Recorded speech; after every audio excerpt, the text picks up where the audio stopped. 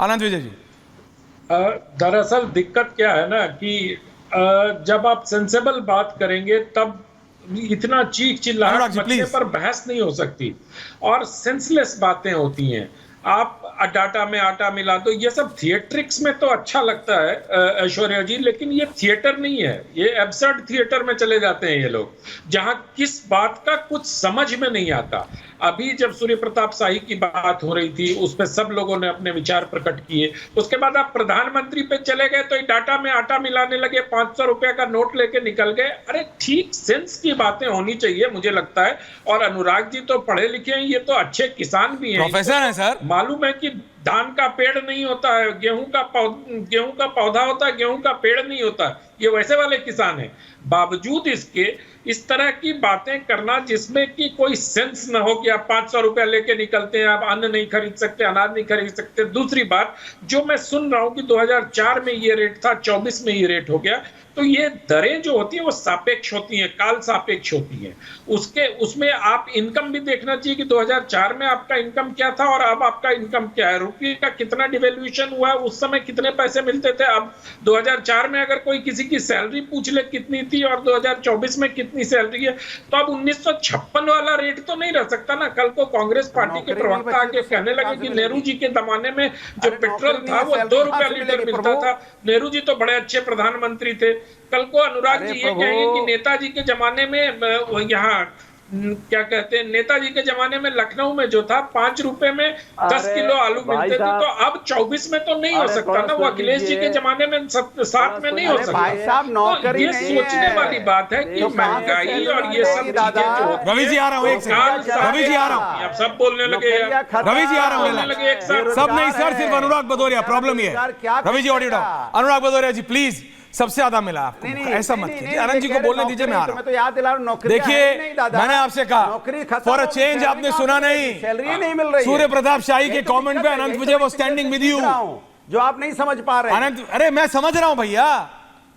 अनुराग जी को ये बताइए कि नौकरियों के लिए वो प्रोविडेंट फंड की जो रिलीज आती है उसको पढ़ा करें थोड़ा, कि कितने लोगों का पीएफ कटने लगा है। सिर्फ नौकरी का मतलब सरकारी नौकरी। Anurag ji please, Ravi ji relax. Okay Anand ji, कहां कटने लगा? आनंद जी एक सेकंड ओके। अनुराग जी कहां कटने लगा?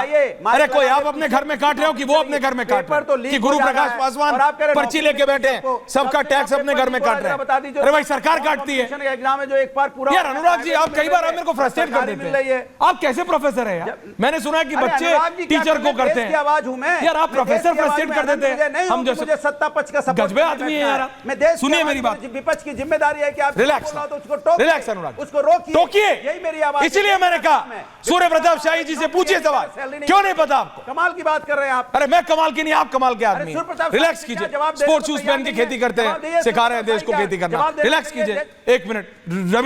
रवि जी के पास जा रहा हूं, रवि जी के पास। अनुराग जी नाउ प्लीज, दादा यूएन में डिबेट देखिए please, now relax. Anurag ji now relax. Ravi ji anulom vilom बहुत आवश्यक है इनके लिए। सर अब तो हम सबको हो गया है सर, लेकिन रवि जी मैं ये कह रहा हूं, रवि श्रीवास्तव जी, प्रधानमंत्री की विदेश विजिट से, आधिकारिक ऑफिशियल स्टेट विजिट से विपक्ष को क्या प्रॉब्लम है?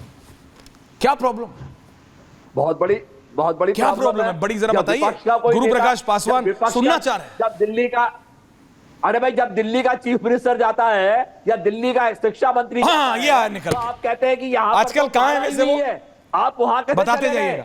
यहाँ पर तो गर्मी पड़ रही है, यहाँ तो पोल्यूशन बढ़ गया है, आप कैसे चले गए?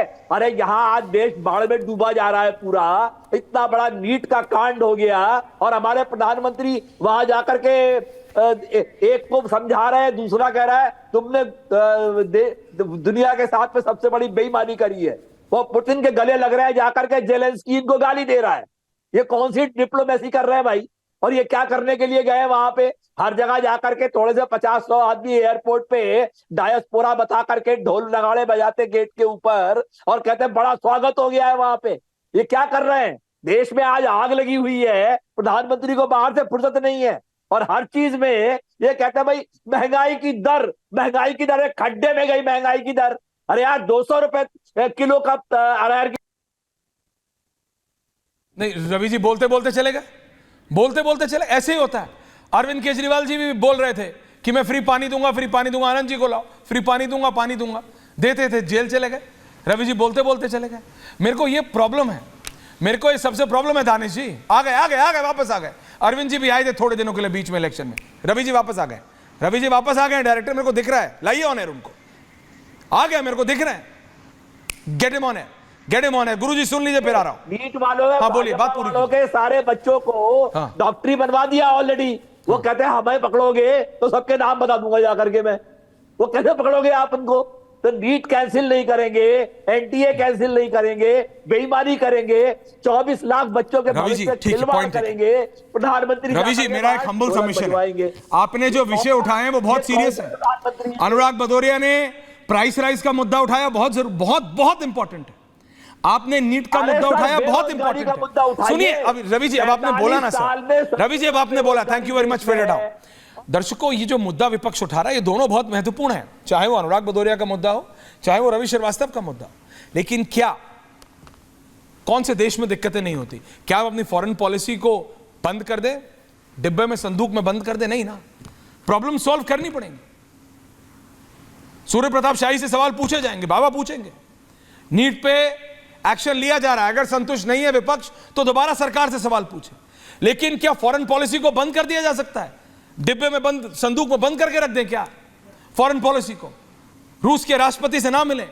ये जो अवार्ड मिला है, जिसके बारे में गुरु प्रकाश पासवान जी बता रहे थे, can I have the visuals on है? गुरुजी, ये 2019 में, पासवान साहब, ये 2019 में कंफर्म किया गया था, 24 में लिया है प्रधानमंत्री मोदी ने। Guruji, I want your reply to everyone. नहीं, देखिए रवि जी अभी नीट की बातें कर रहे थे, मैं बता देना चाहता हूं कि पहली बार हमने देखा है कि परीक्षा में एग्जाम के लिए भी एक पेपर लीक फ्यूचर बना। उसके लिए कानून कब बना है? तो अब बना है। राजस्थान में रिक्रूटमेंट का पेपर लीक होता है, 16 लाख लोगों के लिए परीक्षा कैंसिल हो जाती है, आप कुछ नहीं बात करेंगे।